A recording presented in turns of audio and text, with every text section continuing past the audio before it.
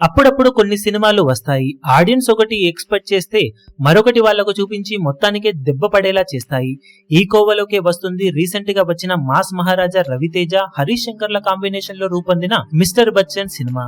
Release కి ముందు రవితేజకు flops ఉన్నా కూడా combo hype, original version success, super hit audio, heroine overnight craze ఇలా అన్ని ప్లస్ పాయింట్స్ కనిపించడంతో మినిమం గ్యారంటీ మూవీ ఖాయమని అందరూ అనుకున్నారు.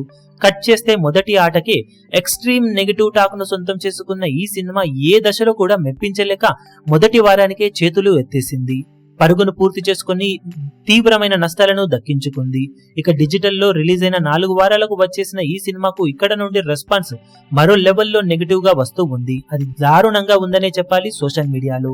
సినిమాలో రవితేజ ఇంట్రో టైం కి రైటర్ BVS రవి నేను మొగాడిగా పుట్టాను కానీ అమ్మాయిగా పుట్టి ఉంటేనా అంటూ రవితేజకు ఇచ్చిన ఎలివేషన్లు ఓ రేంజ్ లో రోత పుట్టించే విధంగా ఉన్నాయంటూ ట్రోల్ చేస్తూ ఉన్నారు ఆల్రెడీ.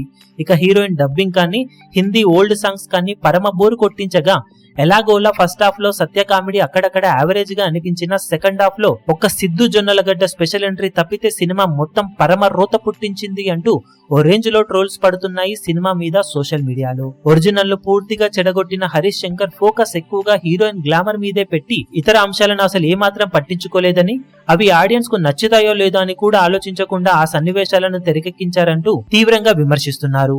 ఆగస్టు 15 వీకెండ్ లో వచ్చిన మిస్టర్ బచ్చన్ మరియు డబుల్ స్మార్ట్ సినిమాలు ఒకటికి మించి ఒకటి అసలు ఒక సినిమాను ఎలా డైరెక్ట్ చేయకూడదు అన్నదానికి ఉదాహరణలుగా నిలుస్తాయని అంటున్నారు. ఈ ఇయర్ వచ్చిన బిగ్ మూవీస్ లో ఇండియన్ 2 మూవీ అస్సలు నచ్చని మూవీ అయితే ఈ 2 సినిమాలు ఆ సినిమాను మించిన సినిమాలుగా నిలుస్తాయని కామెంట్ చేస్తున్నారు. ఓవరాల్ గా మిస్టర్ బచ్చన్ కి ఓటీటీలో ఊహించిన దానికన్నా కూడా ఎక్స్ట్రీమ్ లెవెల్లో మిక్స్డ్ రెస్పాన్స్ సొంతమైందని చెప్పవచ్చు.